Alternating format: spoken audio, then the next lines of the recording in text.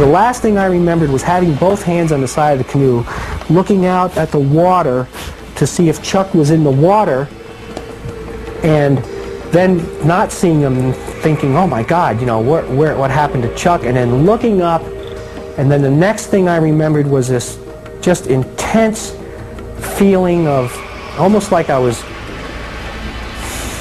coming apart or something. That's the only way I can describe it. Then the next thing I remembered was being on my back in this hazy environment, which was just like this nightmare that I'd been having. All four friends seem to recall a similar traumatic experience.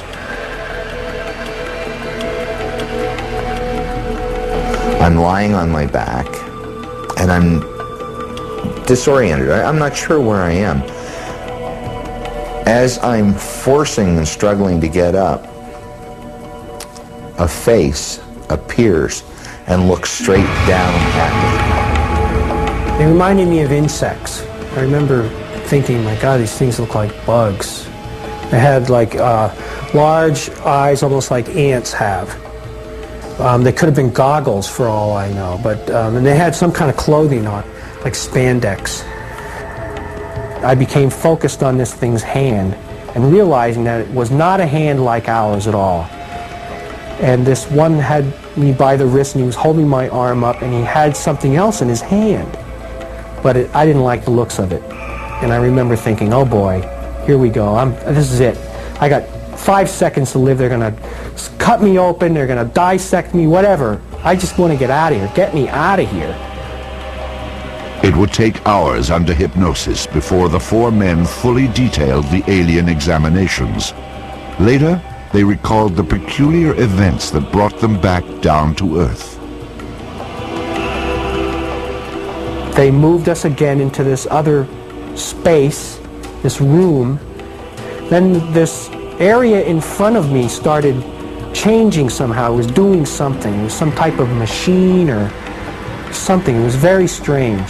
And the last thing I remembered thinking was, here we go, I don't know what's going to happen next, but something is happening. Under regressive hypnosis, I remember the aliens trying to put me in the canoe.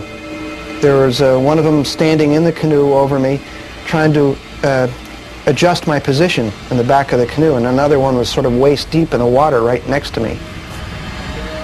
And then they tried to position Jim Wiener in front of me, but he's heavier, and they were having a hard time with him. And then the other two were beamed right on land, and then Jim got out to join them. As their recollections took shape, the four men learned why their roaring campfire had seemed to burn out so quickly. To those who investigate abduction cases, it's known as missing time. Perhaps as much as 3 hours had passed during the abduction, from the time the men first saw the UFO until the time they found themselves standing on the beach. Meanwhile, their fire had burned down to embers. Hypnosis had restored their recollections of the missing time with unsparing intensity. But now there was no hiding from the memories, no hiding from the trauma of what had apparently happened at Smith Pond.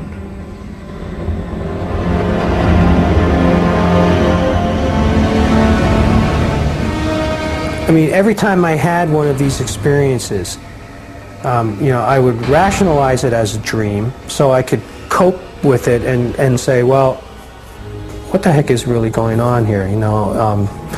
Is it related to my seizure disorder? Is it, you know, something I'm eating? Do I have a brain tumor? You know, am I working too hard, or am I under a lot of stress? What the heck could possibly cause this kind of repetitive experience? The Allagash Four are not alone. Their story is remarkably similar to the accounts of thousands of other ordinary people who face the nightmarish certainty that they have been in the hands of aliens. Still, despite all the convincing testimony, the subject of alien abductions is the source of bitter controversy.